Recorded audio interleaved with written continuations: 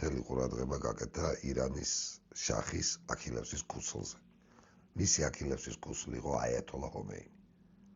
არა შიიტური რელიგია და სარწმუნოება. იგივე აიათოლათა შორის ძალიან ბევრი იყო შახის რეფორმების მომხრე. კი, რა თქმა უნდა, შეიძლება არ მოწონდათ ეს ქალები ჯინსებში და არა მარტო ჯინსებში, არამედ მაშინ ცნობილ ბიკინებში, თქვათ, მამაკაცების შორტები დადიოდნენ და საერთოდაც რა, რომ ირანის ელიტა და ელიტა კი არა, ქვეყნის დაახლოებით 50% ევროპელებზე უფრო ევროპულად ცხოვრობდა და იცვამდა.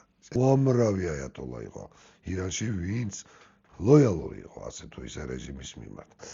ხომეინი, ცნობილი აიათოლა ხომეინი. ეს იყო პიროვნება, რომელმაც ჯერ კიდევ 60-იან წლებში დასაწყისში შეთქმულება დააორგანიზა შახის წინააღმდეგ. მას სიკვდილით დასჯაც კი ემუქრებოდა და გარკვეულმა ძალებმა შახი დაარწმუნეს, რომ არ უნდა დაესაჯა ხომეინი სიკვდილით, პირიქით გააენთავისუფლებინა და გაეშვა